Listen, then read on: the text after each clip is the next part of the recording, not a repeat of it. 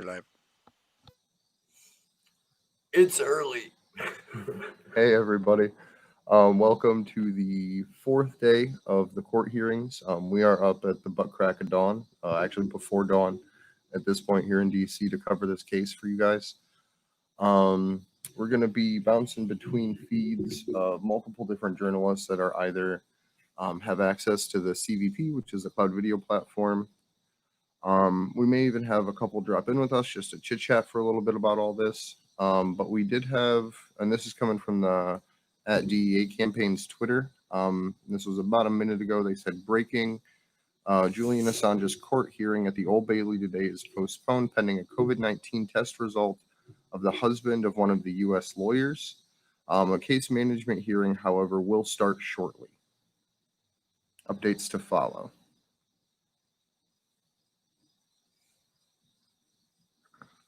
So we did a quick catch-up video last night going over the first 3 days of the hearing as it had been so far. We've heard from, I believe it's 5 different witnesses across the 3 days of the hearing so far. Maybe 4 different witnesses because Mark Feldstein had to come back on the second day because apparently the UK court doesn't know how to handle technical issues properly to make sure that the literal largest trial of free speech can be broadcast properly. We have 3 at this point call to actions up right now. We have the Reporters Without Borders coordinated campaign that we're doing to contact congressional candidates. Probably at some point I have to add today's new candidates in there. It'll probably be Green Party members as well as West Coast Libertarians. So I look forward to that. We also have the essentially what we're calling the second warning, which is basically telling the UK courts maintain your cloud video platform and then open it up to NGOs. For those of you who don't know, non-governmental organizations as well as members of UK Parliament, there was about 40 people that on the first day of the hearings got thrown off of the cloud video platform because apparently Vanessa Baraitster is the person who gets to determine who gets to watch the cloud video feed. So we have a call to action up for that. So that way we can make sure NGOs can try to get in there. But also, if you're ambitious, go ahead and just demand that the public has a link because that's something that I think is personally vital and should be happening right now. It's absolute bullshit that there isn't a dedicated, YouTube channel or internet radio frequency or even like live television feed of this. One more time, it is the biggest press freedom trial of our lifetimes, and there is zero coverage. I had a call yesterday from Garland Nixon, and he was inviting me to come on to his radio show and give a breakdown of what's going on here. And when I was live on the air with him while we were Could barely hear you, Steve. Really? God damn it. How about this? Better. Okay, so it's like 5:20 in the morning and our neighbors already hate us, so I'm trying to be nice here. I don't know if it's picking up that microphone. It should be. It should definitely. It is when he's closer. It's fine when he's closer to it. Okay. Yeah. I'm trying not to get us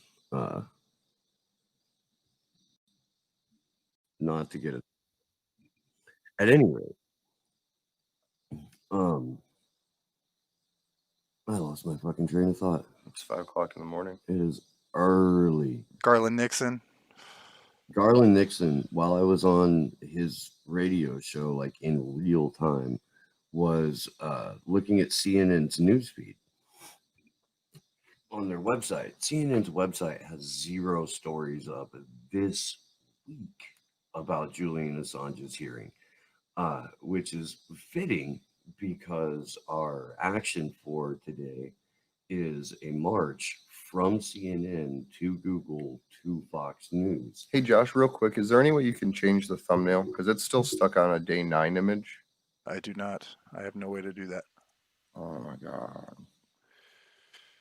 I'm going to have to. I need a laptop. Okay. Because you can't switch it from a phone. We do it live. I'll try to get Kimber to change that thumbnail forever. It'll be a minute. Yeah, I know. A couple more weeks we'll be able to get off day 9. No, I mean, it'll be a minute to fire up my laptop.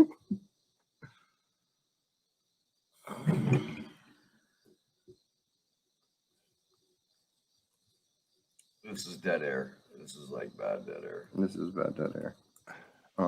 It's like 2:30 at night on the West Coast. You're okay. Or 2:30 in the morning, I guess. I don't want to let technically. down all 6 of our viewers. I got 7. Oh damn! I'm one of them though. So DEA campaign actually just put up the same thing that we're doing now. I don't know if they had that on the previous days. What? The live court coverage. Oh, I don't know. I don't. At any rate, it doesn't look like there's going to be much of a hearing today.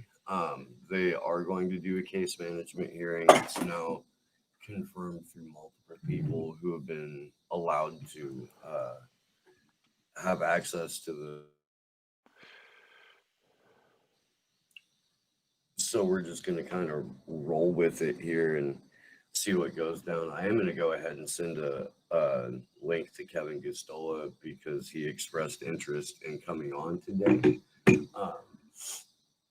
And pretty much every time that we do this, which is going to make this particular live stream entirely unique in, I guess, both regular and independent media, because we will basically be the only people with eyes on the ground who are Covering the court case. like giving people a place to come live to actually discuss what's going on and have some analysis tossed down in there, even though we're probably both going to be like in and out a little bit. Gotta get Kendra to the airport tomorrow and all that kind of stuff. I'm awake. I am. Totally.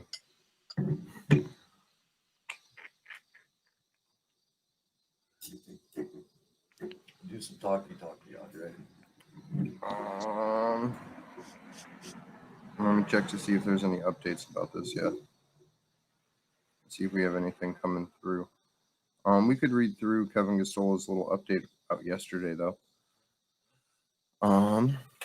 So Kevin Gustola says, yesterday the legal team called Paul Rogers, a peace studies professor at Bradford University, to testify on how the prosecution has targeted Julian Assange for his political opinions. One of the political opinions highlighted, if wars can be started by lies, peace can be started by truth. And then Kevin provides a little bit of a breakdown here. On August 8th, 2011, speaking at the Stop the War Coalition rally at Trafalgar Square, Assange stated, "We must form our own networks of strength and moral value, which can challenge those strengths and self-interest values of warmongers in this country and in others.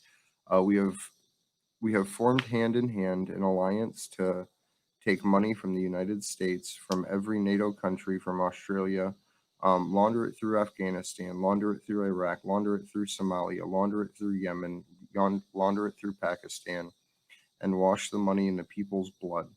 He refers to the information we have revealed, showing that everyday squalor and barbarity of war. Information such as individual deaths, over 300,000 people in Iraq, individual deaths were kept secret by the U.S. military, who denied that they have counted the deaths of civilians. Instead, I want to tell you what I think is the way that wars come to be, and that wars can be undone. It should lead us also to understand, because if wars can be started by lies, peace can be started by truth.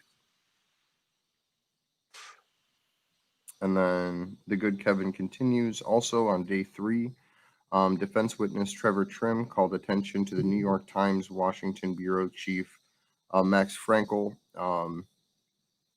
declared about one role of the secrets in his affidavit to federal court in the Pentagon Papers case. This was actually a little update from Tuesday where The defense was able to get the judge to allow them to introduce the Pentagon Papers and surrounding information and legal precedents and all that into the court. So it was a pretty big development there on day 2 when that happened. And that's just off the top of my head, I believe that's when that got entered in there. Then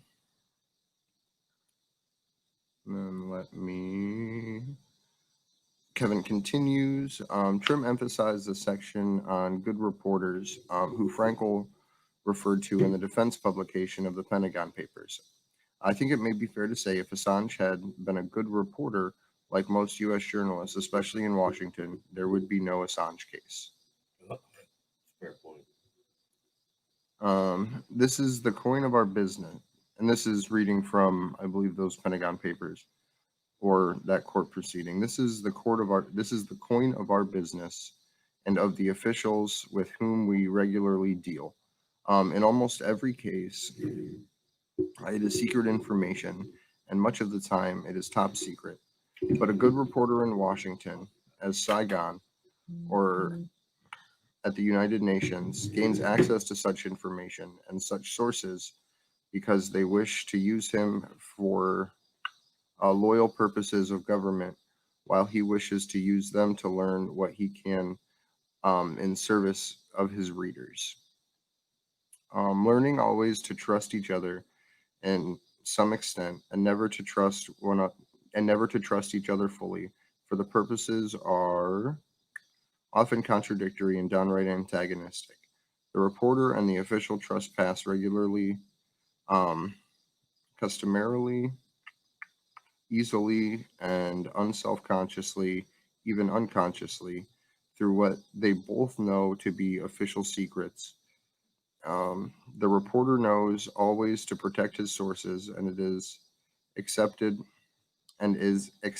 to protect military secrets about troop movements and the like. He also learned to cross-check his information and to nurse it until an insight or a story has turned trip. The official knows if he wishes to preserve the valuable channel and outlet to protect his credibility and the deeper purpose that he is trying to serve.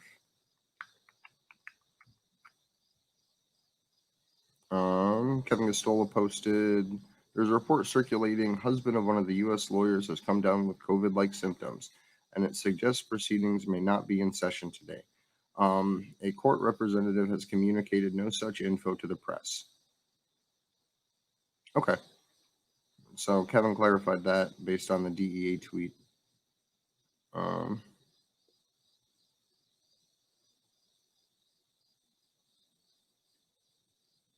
He continues, appears to be confirmed COVID-19 has brought the trial portion of Julian's extradition hearing to a temporary halt. For the first time in these proceedings, I see defense attorney Mark Summers wearing a mask. I do not see any mask wearing by prosecutors or defense attorneys while inside the courtroom during the first 3 days, particularly while court was in session. This is why the cloud video platform for remote access is so crucial to the Assange case in the time of COVID. It remains appalling that over 40 observers, many of whom attended the proceedings in February, had their remote access revoked by the judge. It was never safe for the press to attend in person. It isn't safe for 40 observers at the Old Bailey courthouse, and let's continue this to Julian Assange, who has been denied bail during a global pandemic. He should be at home. He should be on home confinement and not in Belmarsh prison. Overheard in court, Judge Brayster is consulting the Recorder of London, Senior Circuit Judge, Central Court, Old Bailey, on what to do next. So I think it's kind of a travesty. Why would the husband even be with her in the UK? If everything is so at risk and such a great thing, why isn't this lawyer forced into self-isolation during this whole 3-week process? I think it's bullshit personally. I think it's just a great excuse to get out of doing court. But that's just me. I also think the COVID restrictions that are set up on the court are bullshit. There should be a limit to free association, and people should be allowed to take their own calculated risks. Because I know many of the journalists out there would be in court today if there wasn't seating restrictions, regardless of COVID-19. So I think that that's a bunch of malarkey, I guess would be the nice way to word it. But we're going to be waiting on some more updates here. So I'm going to hop over to see what Mo has to say right now, because I know he had his thread going already too. He actually started his out with a van with blacked out windows arrives to the side entrance of the Old Bailey, likely transporting a prisoner or prisoners to court. It appears that the court hearing was set to start at 10 a.m., but will rather start at 10:30, as we were previously led to believe.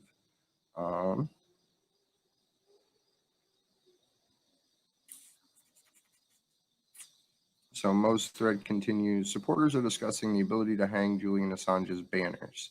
We are just following an order. The banners cannot be placed, said one security officer. We've just told them this. One of the other tells me when I ask, referring to the officers. My question to the security officer, a separate security officer now said that the banner can be hung on the barrier as long as it says nothing offensive. I don't know much about UK's speech laws, but I don't think they're allowed to determine what is or isn't offensive. I'm pretty sure they're just allowed to let people speak as long as it's not provoking violence. So that's pretty interesting that it doesn't really appear that these people even know their own fucking laws, which isn't a surprise for most beat cops. Especially with someone as blatant as tasked with making sure people are not unruly during Julian's trial. So let's see if the DEA campaign has any updates out right now.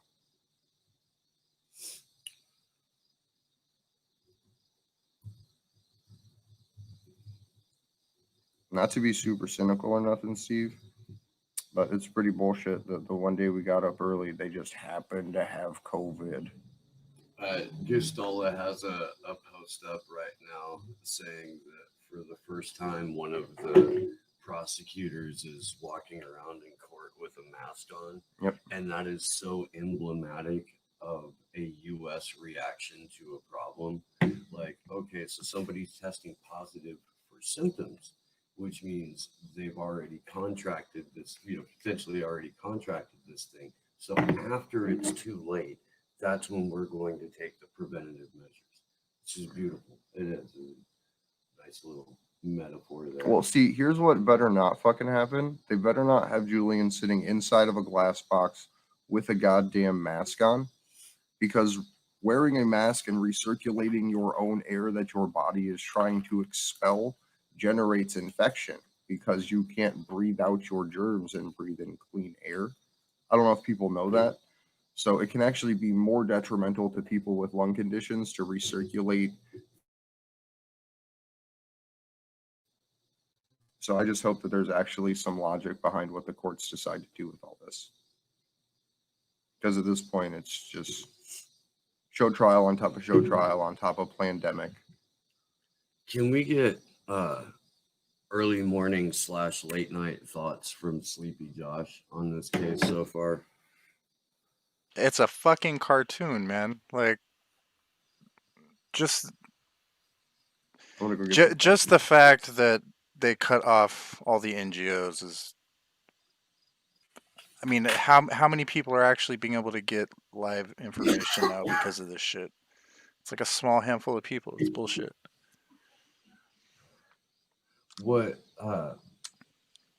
What's crazy to me is the way that, like, not just network media, but to a large extent, independent media is ignoring the fuck out of this. It's worrisome, to say the least. So, just heard from Kevin Gustola. He's going to do a little bit more He's gonna hang out in the video feed for a little bit longer, trying to figure out what's going on with court. He'll probably be stopping in here fairly soon. It'll be nice to have someone on who's as fucking out of it and sleepy as I am.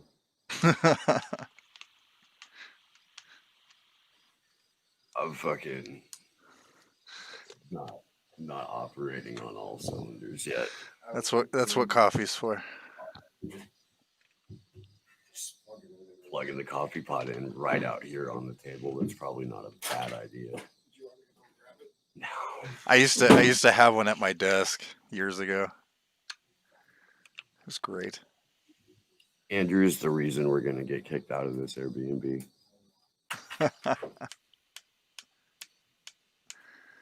No, so check it out. Like in the middle of our live stream last night, one of the neighbor lady came out, like stared at us while we're doing the live stream, goes back inside.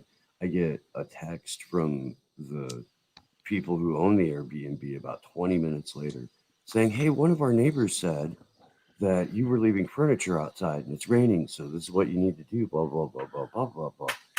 And so I sent him a text back going, that's our table. But good looking out. Thanks.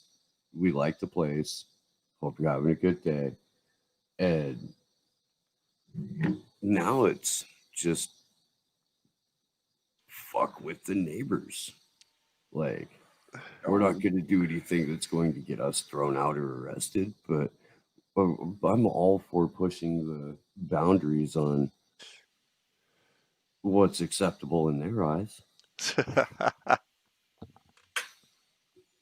go ahead and find that line and just sort of run right up to it and come do a skit. Fun times. Like one of Ben Balderson's. Kevin just put out an update and said there's no members from the U.S. prosecution team, at least that I can see in the courtroom, only the Assange legal team.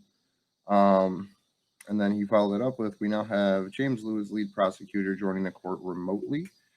James Lewis left his computer charger in the courtroom. He says it's about 2 meters from Edward Fitzgerald, and he is afraid it will die. I'm just saying that. Q. I guess there doesn't get to be a lead prosecutor in court today because he didn't show the fuck up. Continue with court proceedings. If a lead defender wasn't there, they would continue with court proceedings. They wouldn't give a fuck. This shouldn't affect it. If this person can't come here for court and it's his fucking job, either throw the goddamn case out or continue with the proceedings. If he forgot his laptop charger, seems like he's not very fucking responsible. Just like when they couldn't show up on God. You guys keep cutting out. Sorry. What? I think cut out. Cutting out. Basically, lead prosecutor Lewis is saying that he needs someone to run him his phone charger or his computer charger, essentially. We live in a cartoon. Yeah. So continue with court. Fuck that guy. If he can't show up, fuck that guy.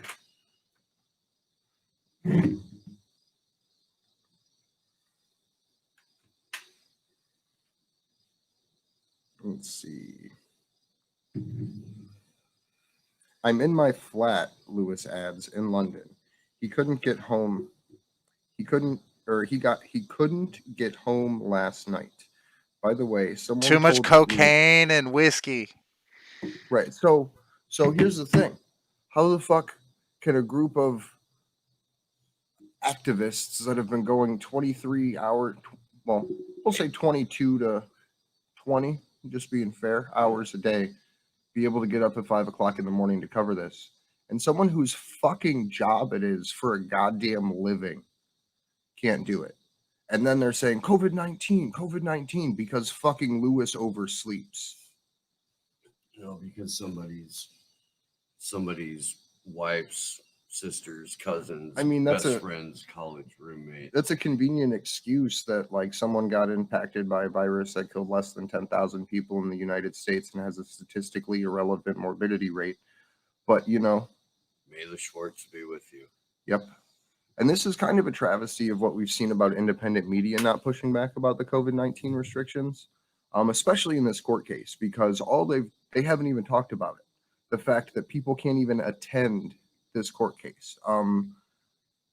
So there's a thread up where someone has been helping me out with this. But if you could, members of the wonderful audience, go through your YouTube feeds, your Twitter feeds, and figure out who isn't covering Julian's trial breathlessly. We don't have a big platform. We have at most 100 people that watch our show on a good day. Why is it that people that get 8,000, 10,000, 1,200 783,000 followers don't actually do shit like this? And it's a fucking travesty because they love to talk for a living and they fucking paid for it. We're out here at 5 o'clock in the morning. We have an action to get to at noon, and we're covering this case. While these people whose job it is, who you pay with your goddamn donation money, Patreon, Rockfin, what have you, to cover this, aren't doing it. And we have over 2 weeks left of this. So start demanding that every one of these motherfuckers that you watch in independent media wakes up and finds a way to go live with this. Because all of them have done it. They can all do live streams, but apparently none of them care enough to do a live stream to cover this court case. Secular Talk, for example, I'm looking at it right now, 879K subscribers. One post about Julian Assange on Monday, 7 minutes and 54 seconds. And I'm pretty sure that at least a minute and a half is Kyle telling people where they can donate to him. And that's like it. So you're teaching like 900,000 people how to ignore the biggest press freedom trial. Well, you have to remember he's with TYT, and Yeah. TYT, regardless of Kyle Kalinski's position, are Russiagators. They received millions upon millions upon millions upon millions of dollars from a direct DNC donor. It's not a surprise. It's not a surprise at all. Kalinski makes like 15 grand a month on his Patreon alone. He's fine. He's bougie. Right. He's bougie just like the rest. Mm-hmm. It's sad to see these people just sell the fuck out. Like, go to Humanist Report, see if they've covered anything. Go to Rebel HQ, see if they've covered anything. Go to TYT's homepage, see if they've covered anything. That'll probably be part of our call to action later this week, probably over the weekend, is to just get people fucking shaming these guys because it's their goddamn job to do news. And when you have people that are still constantly putting out videos about Kamala Harris. Sorry. I'm being too loud. Anyways, I'll stop ranting about that. No, it's just like we're subject to noise ordinances, and we're not guests here. We're tenants who can be removed at any possible time, and we already have a neighbor complaining about us. So I'm all for going right up to that edge and like pushing on it a little bit, but only with that particular set of neighbors, not the rest of the neighbors around us who have been perfectly lovely. CIA agent with a leaf blower notwithstanding. Yeah, because everyone does contractor work on Sundays.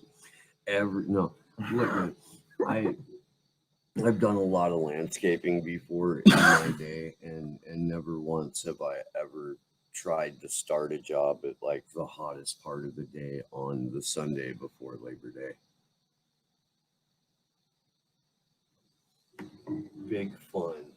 So Mo put some more out. Where we last left off with Mo, he was outside of the court where the officers were giving people a hard time putting up their banners, which they had done pretty much every day before this for the court trial.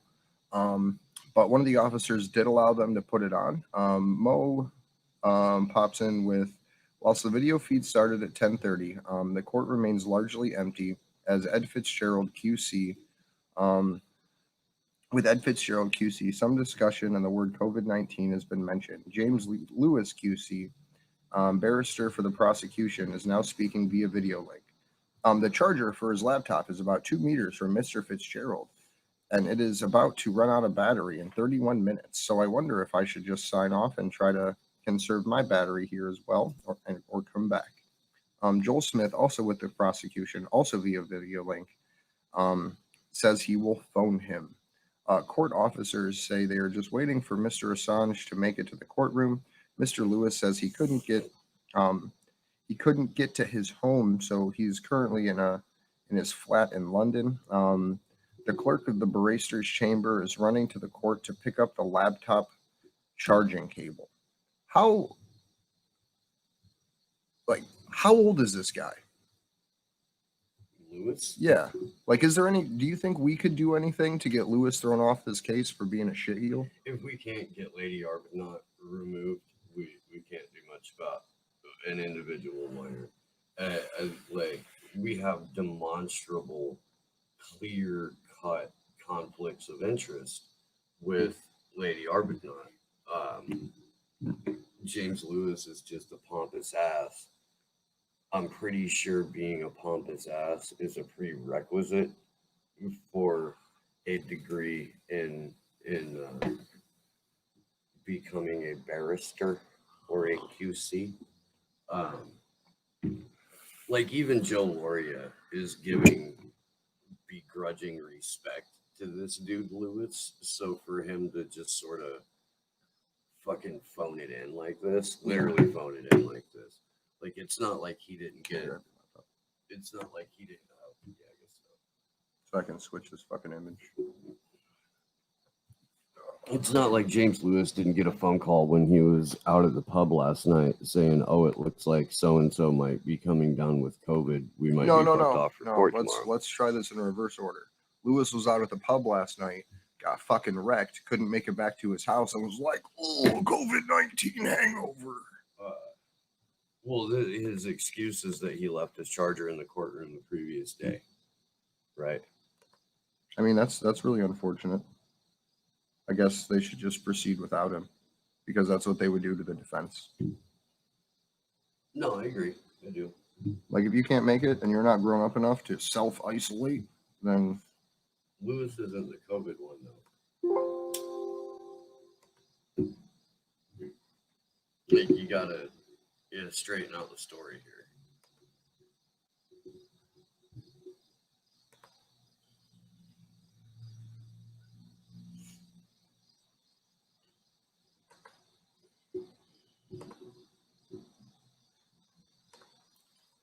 Did you read this out already? This bit? I don't know where I left off with Kevin Gostola. Let me check. I just want to highlight. I don't think it would hurt to go over it again. I want to highlight what the good Kevin is saying in regard to this morning's fuckery. He says this is why the cloud video platform for remote access is so crucial to the Assange case in the time of COVID. It remains appalling that 40 observers, many of whom had attended proceedings in February, had their remote access revoked by the judge. It was never safe for press to attend in person. It isn't safe for 40 people to go to the Old Bailey courthouse. And let's continue this to Julian Assange, who was denied bail during a global pandemic. He should be in home confinement and not in Belmarsh prison. And then his next update 3 minutes later is overheard in court. Judge Baratzer is consulting the Recorder of London, Senior Circuit Judge of Central Criminal Court, on what to do next.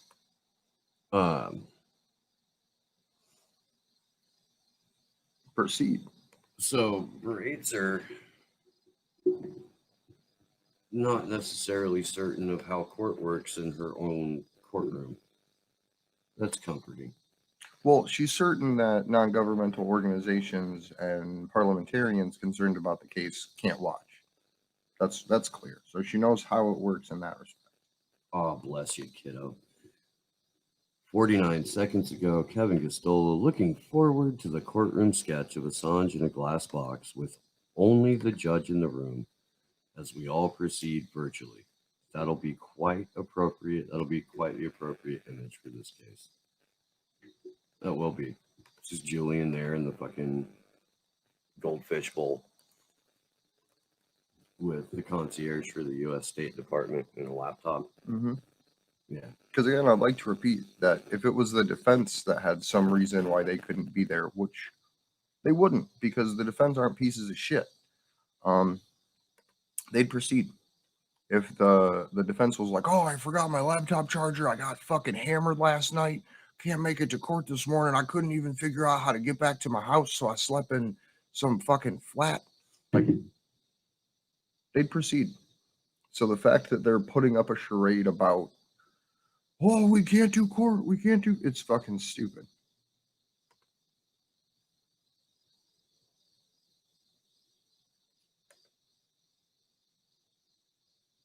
Sorry, I'm trying to get an image here because this is killing me. Andrew's grumpy in the morning. I am. I don't know if you guys have noticed. We have that in common, Andrew. I know. That's why I try not to talk to you when I first wake up until after you first wake up, and like give it like 40 minutes each. Yeah, that's wise.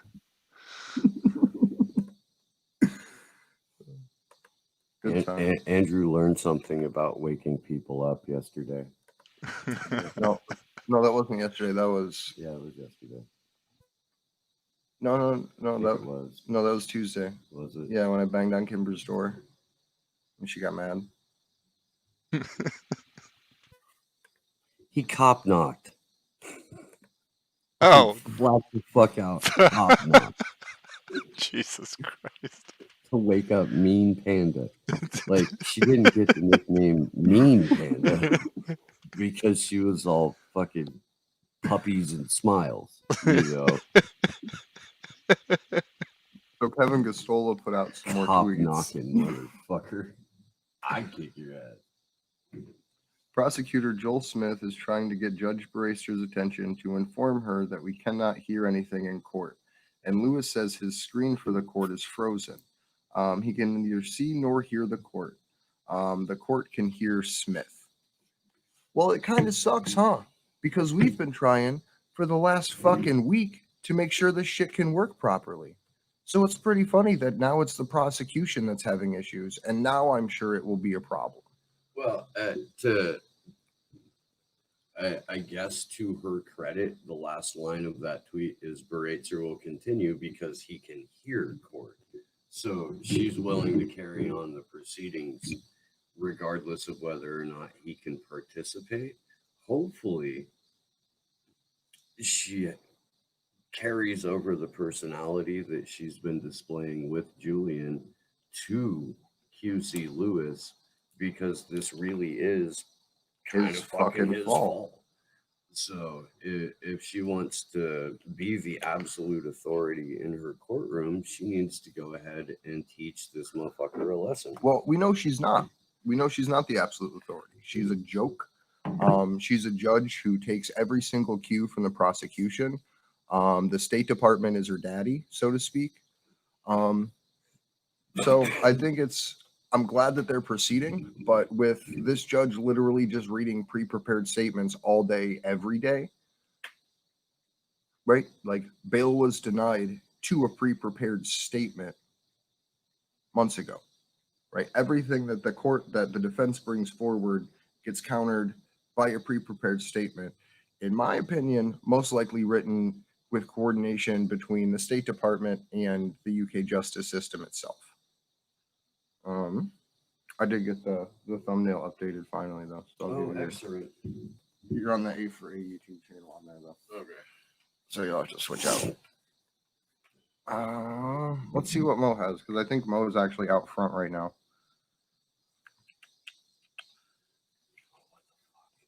Yep, Mo says judge at the end of the court, but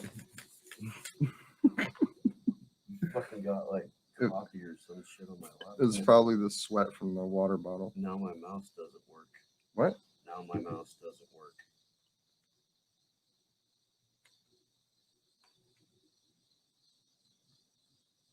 I gotta let that dry out. Thanks, buddy. My bad.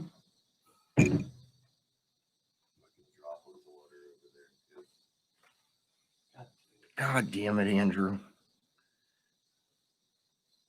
So in was updates the same. Judges entered the court, but neither we nor the lawyers for the prosecution, who are sitting in court via video link, can hear the court. Apparently, the court cannot hear the lawyers, but nobody on the video link can hear. But nobody on the video link can hear the court. Mr. Lewis cannot see them either.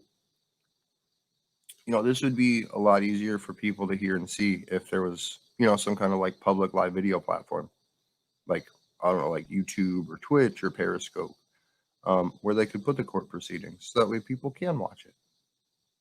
That's just crazy talk, you fucking commie. I know. We haven't even invented those things yet. Let's see what the DEA campaign is putting out right now.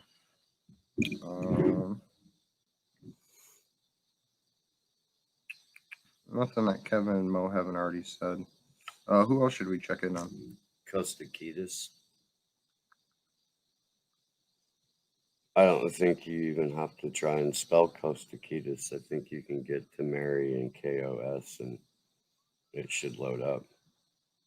I'm glad you saved me on that one. Yeah. I don't know how to spell Costakitas, and I can. I do. It's Kostakidis. That's what I said. Costakitas. Costakitas. So let me see. I'm going to go back up to the top of Mary's. Do you want to read through the whole thing with hers, or do you want to just... No, man, because we already know what's going on. That's fair. Her most recent tweet says, all you can see is the back of Mr. Fitzgerald frozen. Looks like this needs to come up just a little bit. Lewis apparently claims that it's not possible for him to cross-examine on video link. Well, I guess you should wake up on time, boy. Maybe if you were more responsible with your computer equipment, this wouldn't be a problem. Right. Like, if I can get up at 5 o'clock in the morning, you can get up way later because it's not 5 o'clock in the morning there right now. My alarm went off at like 10 after 4, and I had every intention of getting up. I did. No, my body reached its like 4.5 hour mark, and I woke up 20 minutes before my alarm. And then I just wandered around the house trying to figure out what I should do. See, that's what sucked. I woke up like an hour and a half before my alarm, and I was like, I can do this. I can fall back asleep and wake up just fine.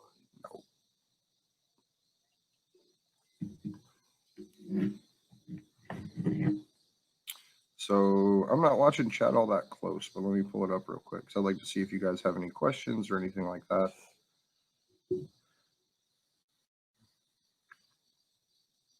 So let's see where we are at.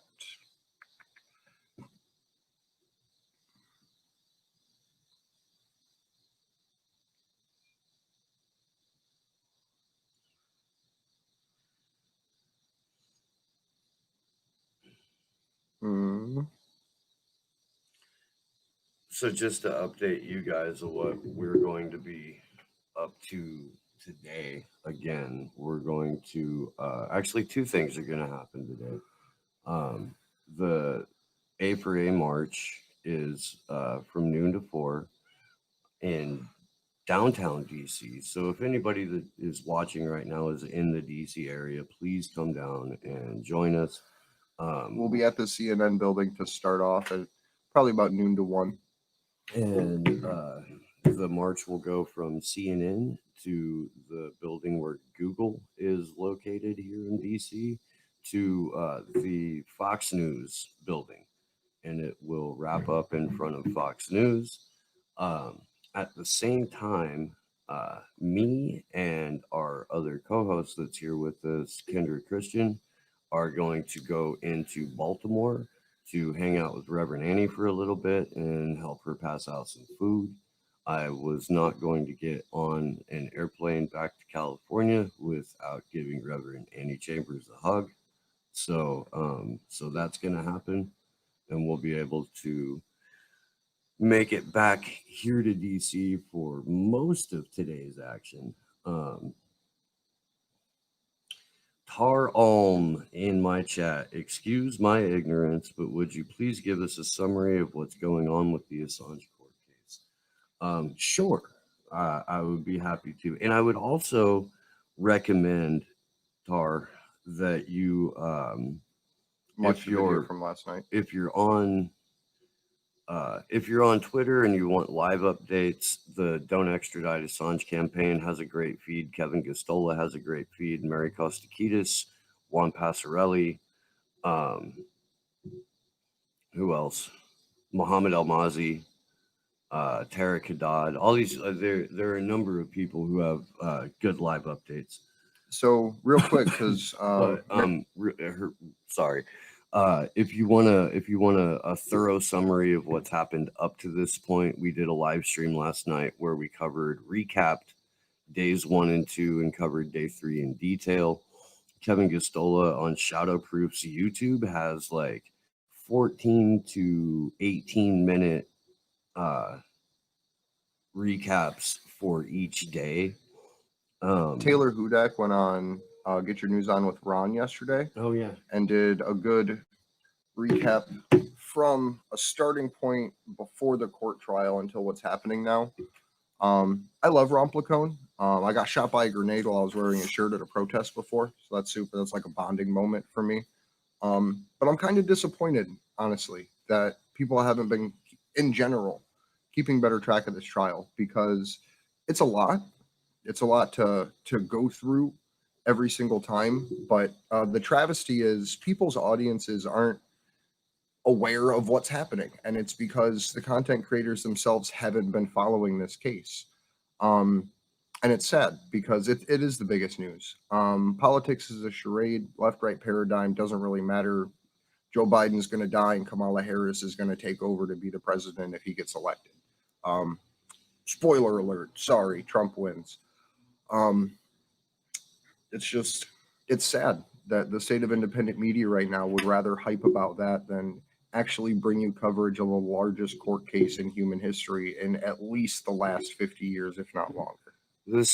And thanks, Beth, in my chat for pointing this out.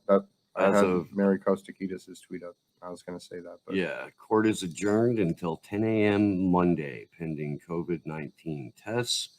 Eric Lewis will be defense witness on Monday, so it'll be Lewis versus Lewis. If it becomes clear that the test is positive, judge requires submissions from both parties on how to move forward. This is bullshit. This is absolute bullshit. The prosecution should basically be thrown out of court and they should say proceed. I'm sorry. It's 6 a.m. I think I'm allowed to be loud now. Oh, that's not fair. But either way,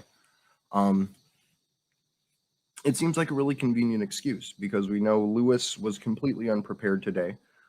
Court should have proceeded. Court should have been started already. People have the right to personal risk. There's a video link available. 10 a.m. to 7 a.m. There's no excuse. Court should have started half an hour ago. If the defense or if the prosecution wasn't properly self-isolating to prevent against a disease that's killed a statistically irrelevant number of people, that's their problem. They should say, okay, well, you're going to have to bring in a different lawyer. Like I don't know. I'm just circle talking.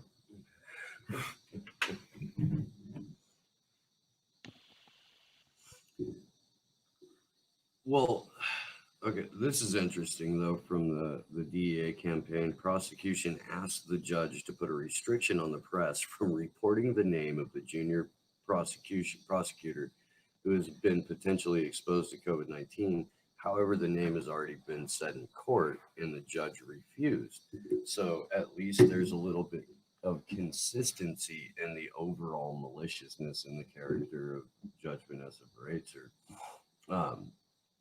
Because recall that the only reason we know Stella Morris's name is because they had to hold a court hearing as to whether or not the press had the privilege to out her.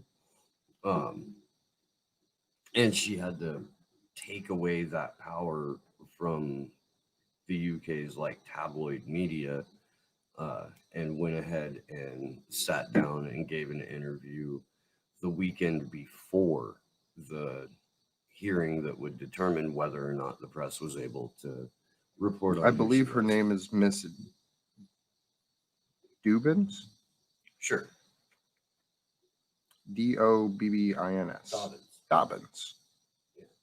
Yeah.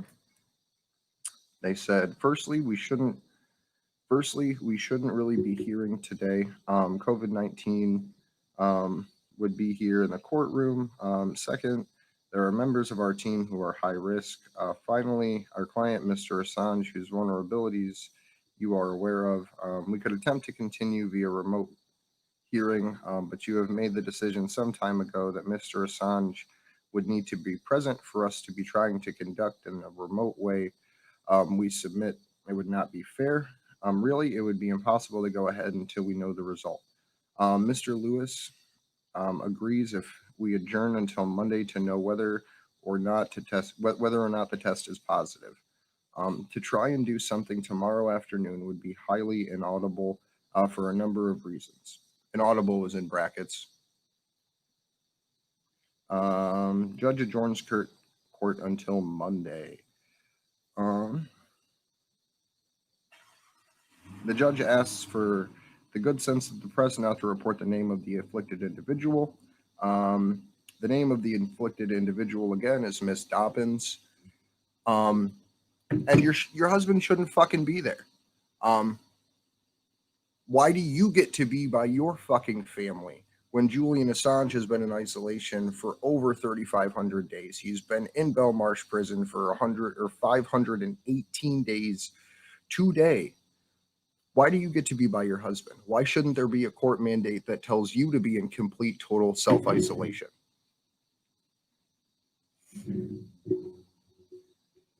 I don't get it. I really don't. I don't get how these prosecutors can get away with literally causing the delays in court and there's no repercussion. And all that happens is the process continues to punish Julian Assange.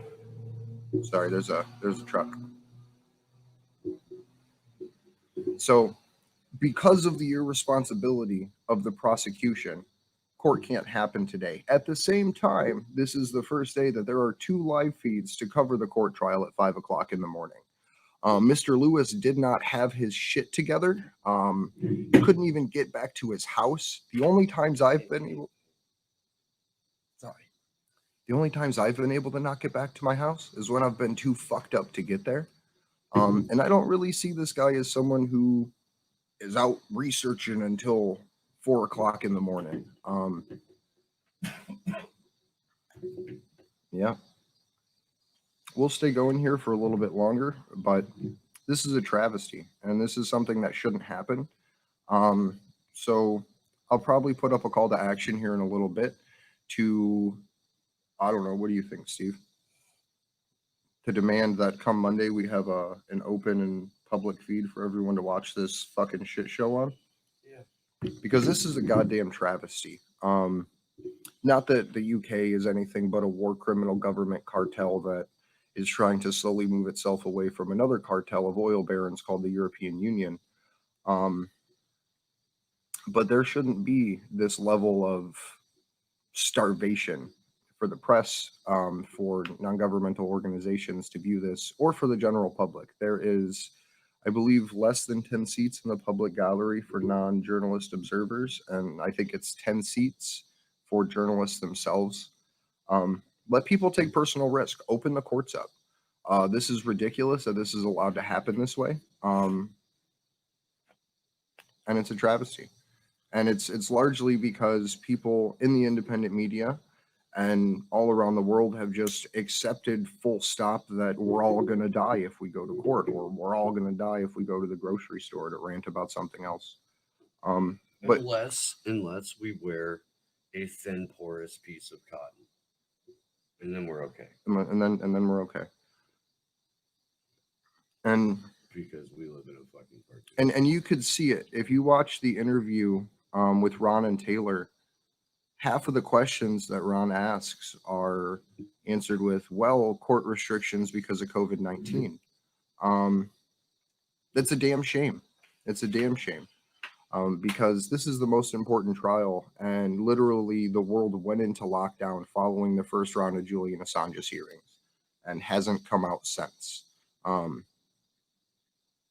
it's just disappointing to see people not willing to push back against something as detrimental as the loss of freedom of association, which here in the United States runs hand in hand with freedom of the press.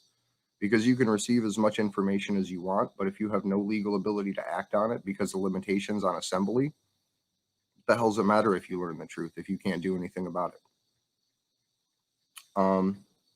So I would like to put out to reiterate what the defend.wikileaks has put out about decentralized action. It's something that we've talked about all the way since the beginning for 62 weeks now, and that's doing what you can with the time and money that you have.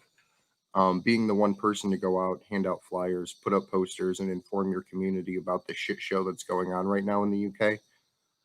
Because there's a lot that people are inundated by, and being the person that says, hey, this is also happening and this matters is important. And whether it's you going to city council meetings or you going to a telephone pole to spread this message to your community, it makes a big difference to have you there being that one person that does it. Anything, Steve? No, that was just. Do you find it ironic that this is the first day that there was 2 live streams set up for court coverage and that COVID-19 just happened to happen after Lewis got too fucking hammered? According to me, no actual evidence on there to find his way home to actually cover this. Like, do you find that ironic? I mean, it's damn near an Alanis Morissette song at this point. I don't know what that means. See, Alanis Morissette was a musician in the 90s who also played God in the movie Dogma.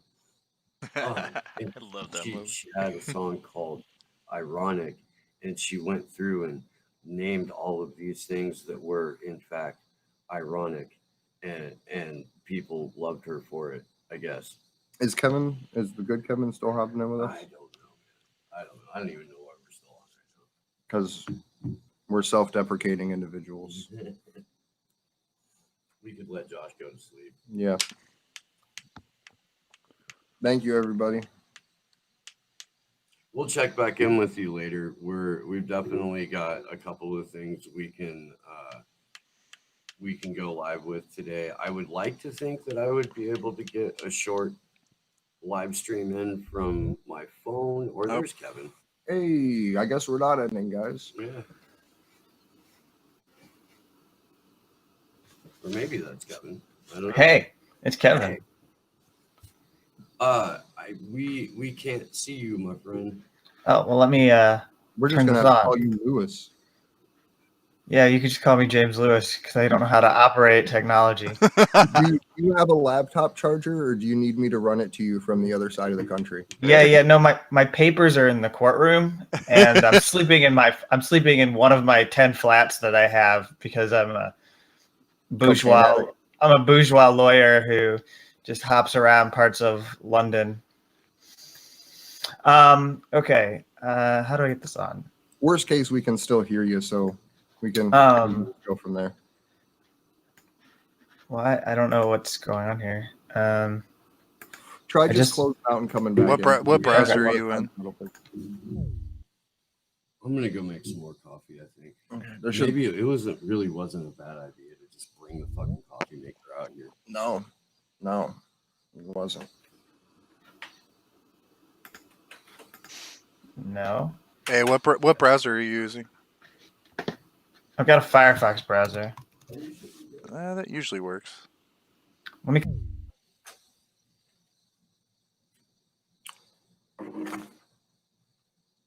Although the last few versions of Firefox have been absolutely garbage.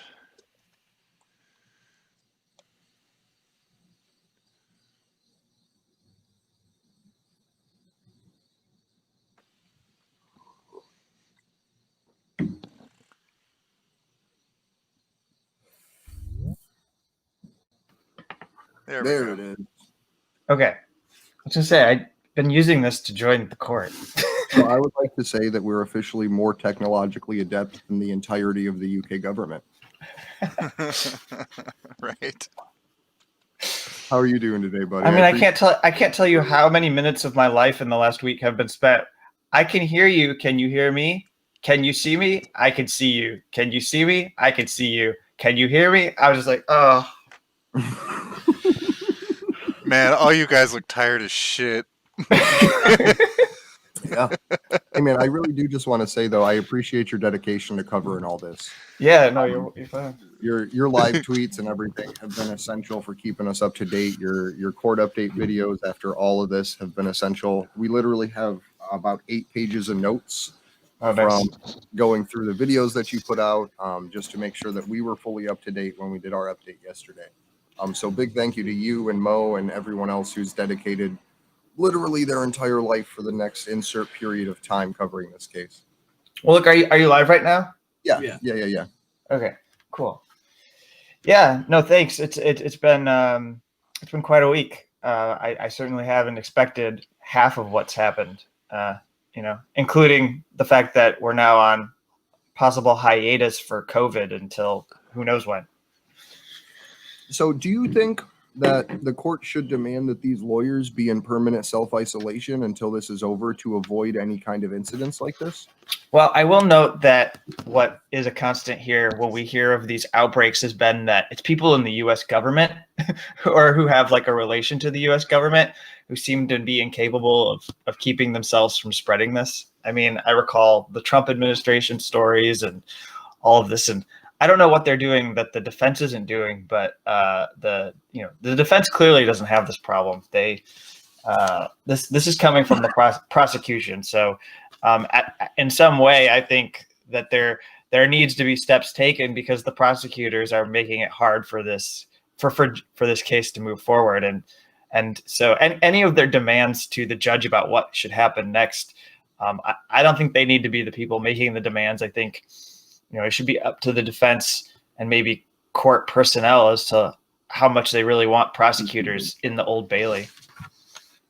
The irony that the prosecution wanted the name of the junior prosecutor, Mrs. Dobbins. Yeah. Who had been exposed to this, held out of the press after they waged a almost war against the defense team to out Stella Morris. It is not lost on me. It really isn't. Like, it's just unmitigated hypocrisy, or I guess just the state trying to fucking drop its balls on everybody. I would call it an assumption of superiority, where the prosecution just thinks when they say something, the court should bow down to it. Yeah. Well, I will say that the standard in the United States has not been to withhold names when it's suspected that they have COVID-19. We've had many, many media headlines that said, oh, so-and-so has got a COVID-19 test. And I don't think it's a negative thing. I don't know why we have this idea that, on one hand, it could be that they did something wrong. On the other hand, I've not thought that people getting the virus means that you're necessarily a bad person. So I don't know, unless she was doing something they weren't supposed to do, why should we have to keep it private? I'm a little more cynical. I think that you see the failure of Lewis to actually be prepared for today.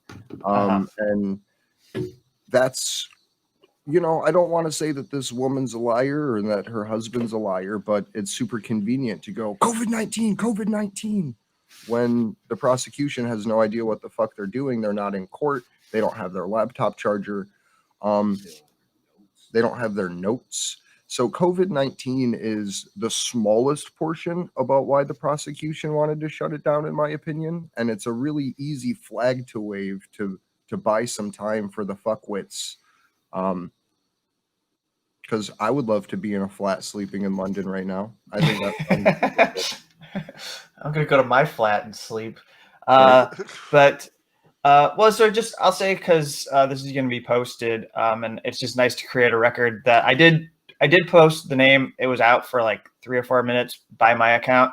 I ended up removing it just on the basis that I would like to maintain my remote video access, and that was something that the court said. And but let's just be clear, I know it, and if it becomes like a big thing as far as, okay, the court isn't protecting Julian Assange, and people should know that this prosecutor is responsible for, you know, any risks to him, I won't hesitate to share it, because I think it will be in the public interest. But I also can see wanting to know for sure whether there's a test. Now, the idea of like whether they're using COVID to cover for the fact that they're not prepared for today. I mean, I don't know a whole lot about this guy that was supposed to be called today. His name's Eric Lewis, but apparently he's got a theory about why the Trump administration is pursuing this, and I haven't been able to dig into it. I was looking forward to Eric Lewis's testimony,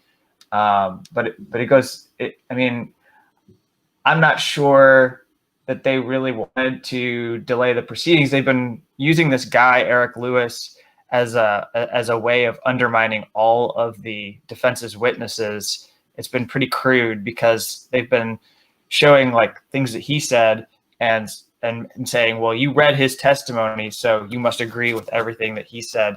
And again, I just think that that's really odd, because that's not like every defense witness is testifying on something different. So I don't know, like, this isn't a hive mind thing. Like, that's what the prosecutors are. They're like a hive. Everyone thinks the same on the prosecution team. All these defense witnesses are different people coming at this case from different places.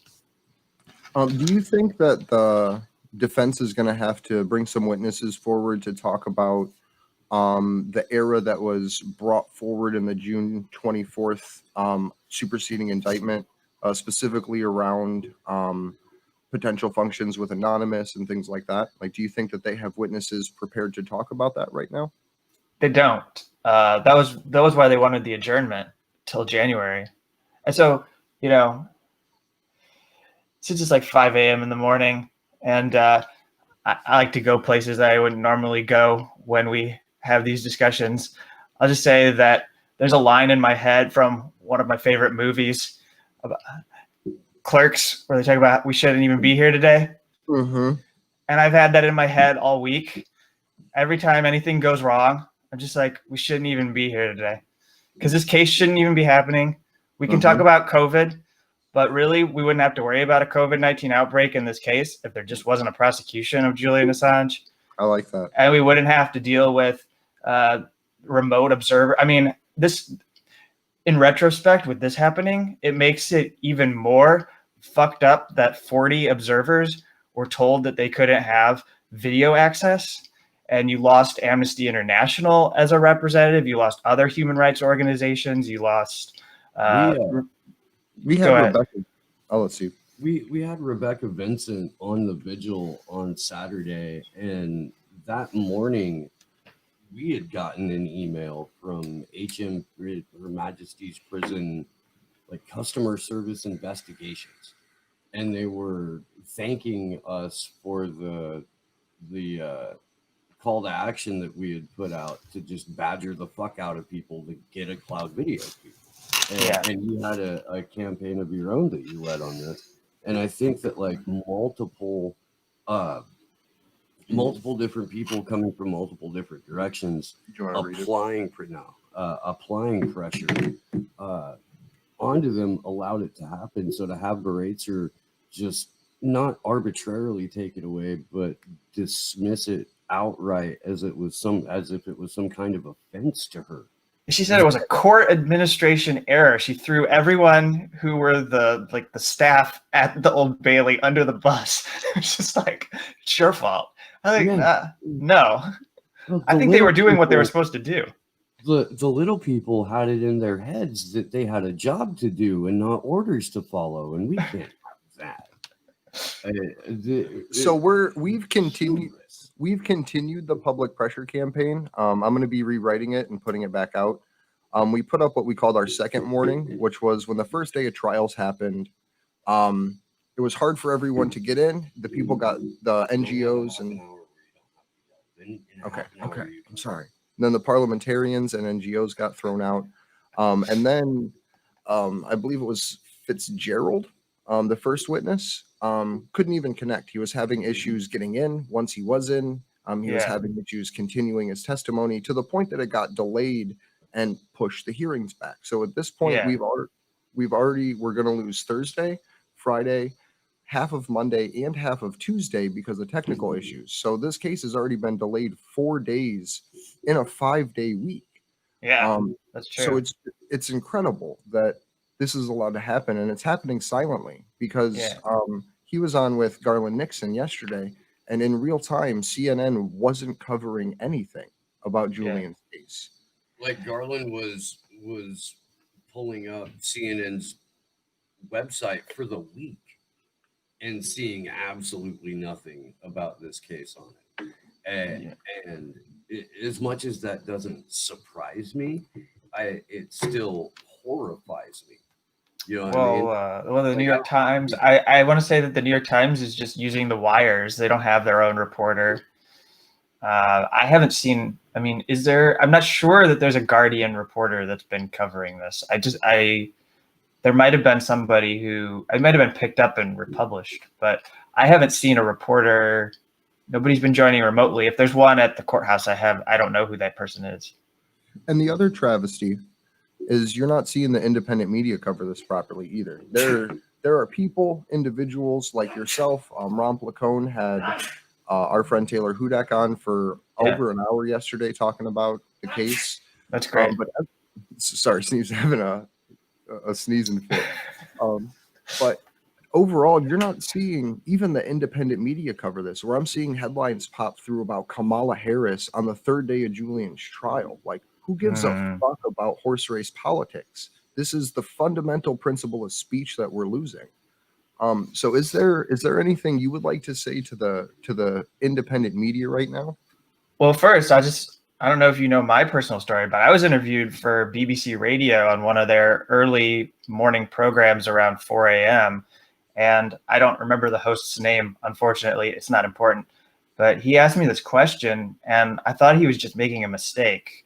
He said, "Oh, right. You mentioned those allegations. I heard there were like 18 new allegations against Julian Assange, 18 criminal." And I kind of did a double take, and then I said, "No, there's not 18 allegations. There's just the fact that they added more criminal evidence, supposed, evidence in quotes. They put alleged criminal evidence into the indictment that wasn't there before, but it's the same charges." And he goes, "Oh, okay." And then we just went on and finished the interview. And then I come to find that Sky News, in this big headline, no correction issued that I am familiar, said Julian Assange faces 18 new allegations in this fresh indictment. And it's like, who is this? Who are these people that are following this court who have absolutely no idea what is happening at all? Because like, I understood what was going on, and other people who don't cover it as extensively as I do understood it. But then this schmuck or whatever at the Sky News is like, and people are getting misinformed about it. And, like, I don't see how it's useful for, I mean, I agree with you. Like, there's a lot of people out there who are writing stuff, and I'm not sure that they know what's happening in this case. I still think people do not understand what is going on with the fresh extradition request. So, since we're in this holding pattern and killing time, maybe it's worth it to just say in like a minute here that for people who are confused by what's going on with this latest fresh extradition request, there's on June 24th, you have the press release from the prosecutor that says there's going to be a new extradition request or a new indictment. And then in July, I don't have the exact date, but in July, the defense actually got a copy of it. But Julian Assange still doesn't know what is going to be added to it. He has no notice. And then at some point in July into August, the court finally is brought on board with what is happening with all of this. And then you have a fresh extradition request in middle of August, so to where, then that kicked off this thing where he has to be rearrested. He has to be rearraigned. That's why we opened the proceedings by him saying, he was asked, do you concede to extradition? He says, I do not concede. And then that's where we had the argument in the beginning of Monday over what was put into this new extradition request, because it does fundamentally change the extent of the prosecution. It's no longer only about Chelsea Manning. So now anybody on that legal team has to go research LulzSec, has to go research Anonymous, has to go research what all of these alleged hacks were, these alleged cyber attacks. Or, and I don't know that we should call them cyber attacks because we don't even know who the people were involved and whether these really were attacks. They could be completely fabricated or hyped by the US government. I'm not familiar with these yet. So even as a reporter, I have to go do a lot of research to catch up on what these allegations are. I just don't know. Documentary We Are Legion. It's on the DEA playlist. Yeah, okay. And I've seen that, but is that, I know they were talking about the Iceland bank. That's definitely part of it with Siggy's testimony. Yeah. Sigurd Thordarson. But they also include testimony from Hector Monsignor, who was the FBI informant that put together LulzSec, had already flipped and was already a working for the FBI when he recruited Jeremy Hammond and when he recruited the other alleged members of LulzSec. And there's an extended version of We Are Legion where when they go into Sabu's story, they say this date in 2012, LulzSec hacks Stratfor, and then they scratch it out and they say FBI hacks Stratfor, because within 48 hours after the Stratfor hacks, all of that data was on FBI servers. So honestly, the case could be made that the FBI orchestrated LulzSec as a way to trap Julian Assange. Mm-hmm. Now, if you know anything about WikiLeaks at all, and it's for the people in the audience, there's a huge wall of separation between the publishing outlet itself and anyone who is doing alleged hacking. But that's not the case that the U.S. State Department is trying to make. In fact, in the superseding indictment, it's alluded to that somehow Julian Assange is the mastermind behind Anonymous. And the thing that concerns me even more than the FBI relying on the testimony of, two paid informants is the way that they've expanded the charges against Sarah Harrison and everyone involved in getting Ed Snowden out of Hong Kong, and the opening up of possible criminal charges for her and everyone that was involved in that. That's incredibly worrying to me. Yeah. No, I totally agree. Well, at the same time, real quick, there's this campaign going around saying pardon Edward Snowden, which is being used as the new I love the WikiLeaks. Just to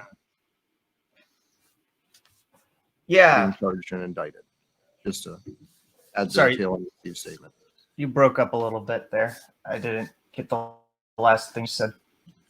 Oh, I was just saying that while there's this whole pardon Snowden thing going on, Sarah Harrison is potentially facing further pressure, whether it's charges or indictments or what have you.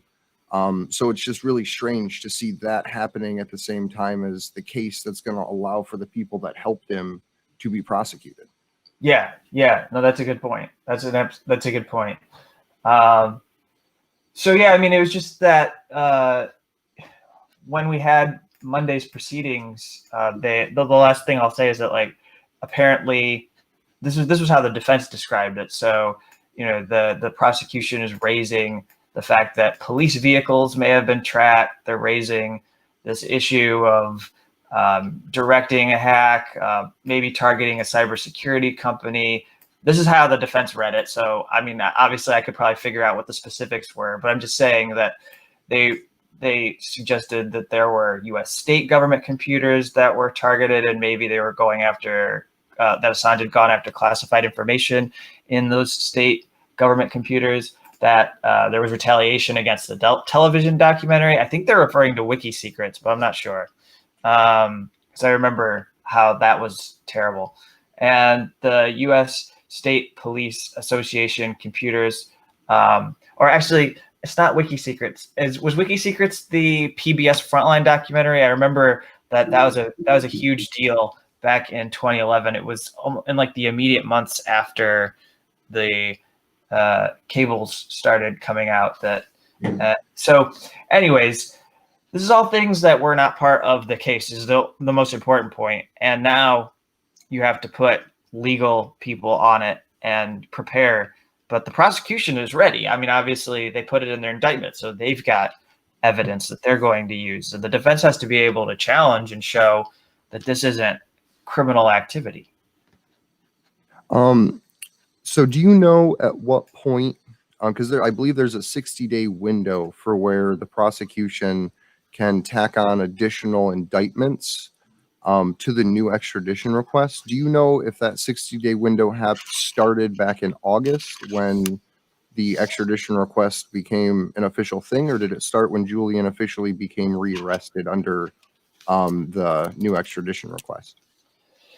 Yeah, I'm not sure. I'm a little fuzzy on what's going on because I'm not sure that a process has been followed. I mean, according to the defense, they shouldn't be able to do this, but they have. So I'm not like at this point, and it's not just so at this point, and it's not me being cynical. At this point, I would say that whatever the prosecutors want to do, they're going to be able to do. So if they want to tack on charges to this against Julian Assange, they can do it. If they want to have a fourth fresh extradition request, they're going to do it. I just don't see this judge stopping the prosecutors from, manipulating their case in whatever way they want to do. It's just not evident to me. I mean, the only time that I've seen her like challenge the prosecutor in my recent memory is when he went over his time yesterday that was allotted for the witness. Like, so that's the most that we're getting out of her as far as controlling her courtroom. There was that, and there was one other moment when, and I believe you even commented on this, where Lewis was trying to disallow testimony that concerned the Pentagon Papers. Oh, yes, yeah. And Baratzer told him, well, you opened the door for it in your line of questioning, so because you are responsible for this, I'm going to allow it. And that's such a minor consideration that's just barely adhering to the tenets of the law. And for us to view that as, some sort of gift from the judge in this case shows the extent of her behavior and attitude so far. Yeah, but he was pretty livid yesterday when he was told that his time was up. I have to say, as someone who's watched him closely, because he occupies so much space in my video frame, too much. I'd like him to remove himself sometimes so that I didn't have to see him. But seriously, though, like, he was very angry that he was being told, and his response to the court was basically that, well, if you're going to tell me that I only have an hour of time with a witness, then I'm going to suggest that maybe we change the amount of the time limits that you're giving. He wanted to change everything about how they're cross-examining witnesses. I mean, it seems to me that, like, what we would call it in the U.S. is that he would like to filibuster the Assange legal team so that they don't get to put on much of a case, and because the prosecutor has won this one victory, which is convincing the judge that they shouldn't read witness statements when they come to the stand.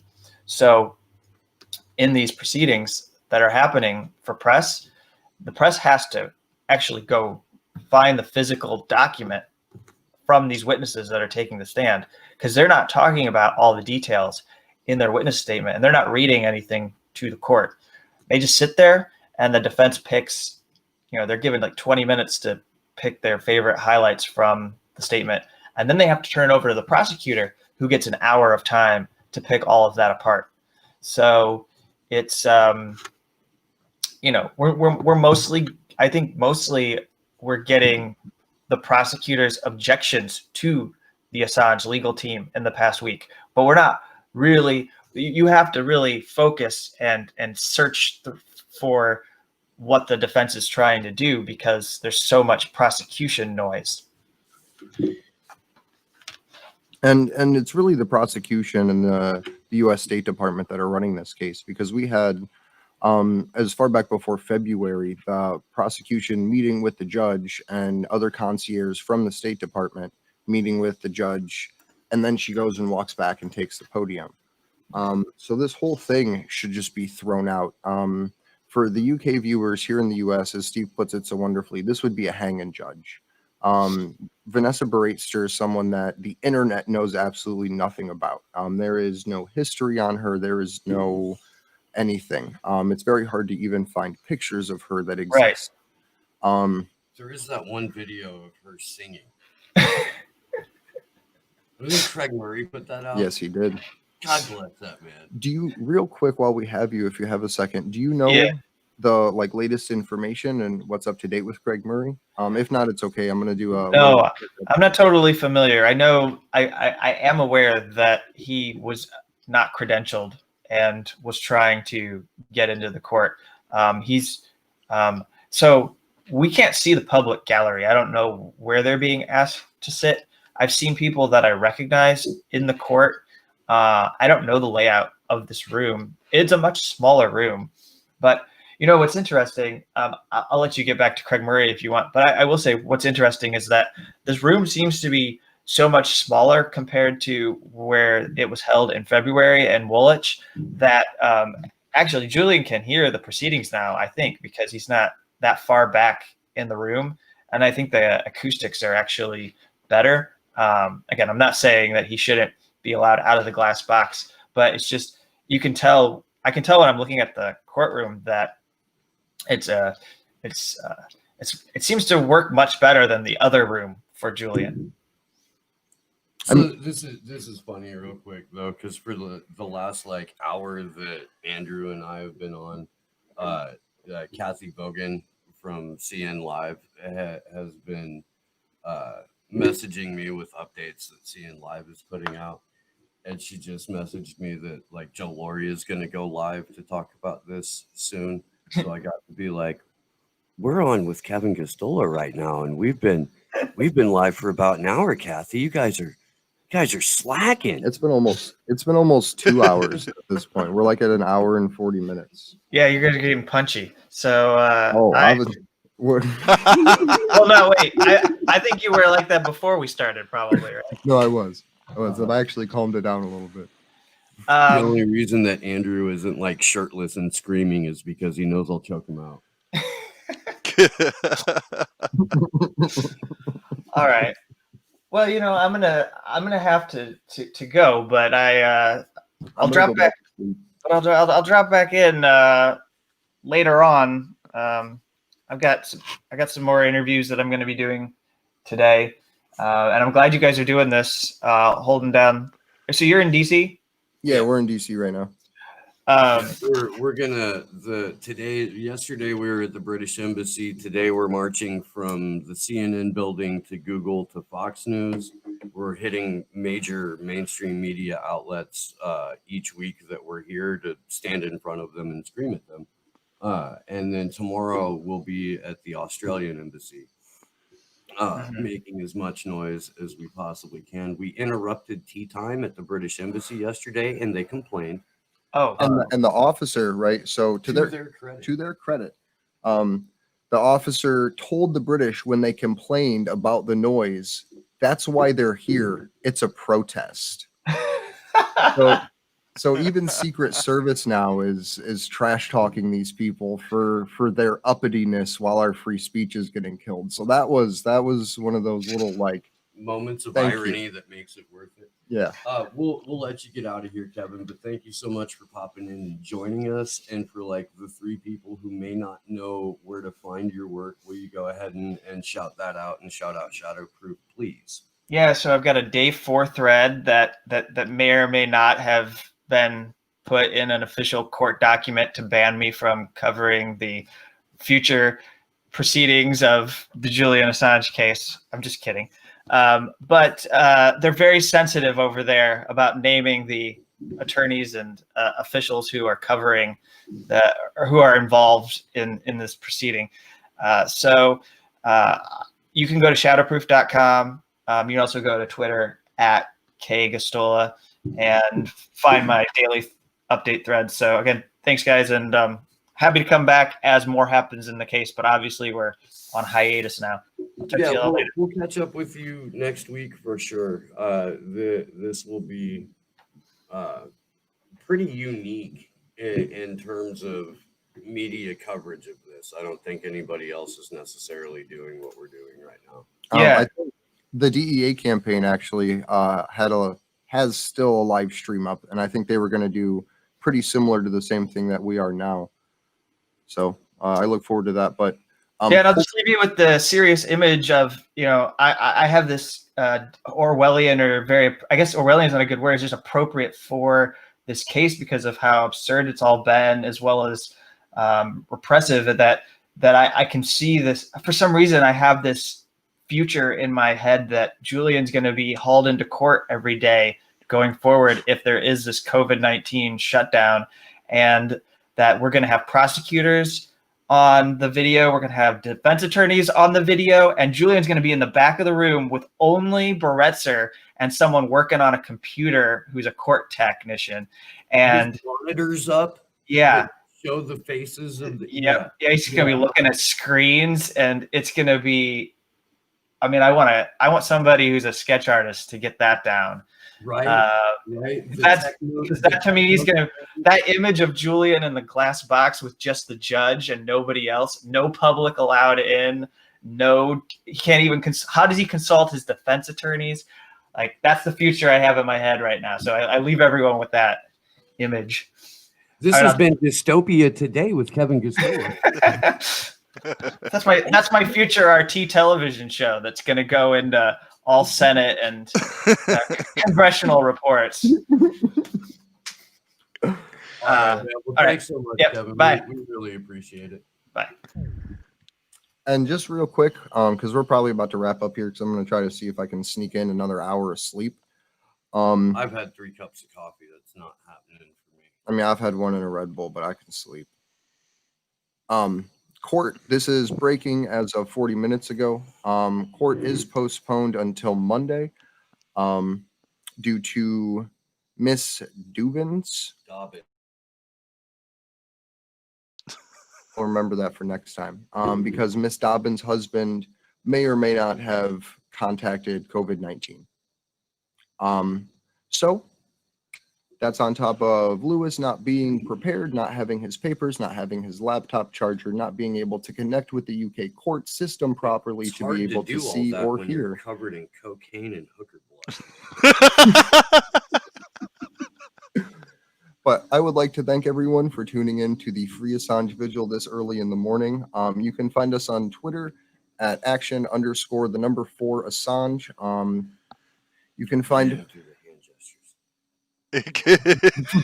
find all of our calls to action at actionforassange.com. Thank you for tuning in, everybody. Yeah, we'll catch up with you guys soon. Just to let you know, at 6 p.m. Eastern, 3 p.m. Pacific, we are most likely going to be on the combo couch. Taylor Hudak, my little sister, should be joining us at some point today or tonight or something for her take on all of this. There's more. We'll be doing more interviews over the next few days with a handful of independent media that give a shit about the world's biggest press freedom trial. So yeah, pay attention to the calls of action. Take part in them. We did get some movement from the Her Majesty's prison system. We can do that again. We've already proven that we can win, so there's no reason to let up on any of this pressure. Again, if you're in DC, 12 o'clock noon, CNN building, Myself and Kendra Christian will be in Baltimore for a couple hours passing out food with Reverend Annie Chambers. So if you're around Baltimore, come down for that. Ian Schlackman will be there as well. And again, I can't thank the people who donated to the GoFundMe enough. You guys made all of this possible, and we love you. We will see you later today. Good luck to us all.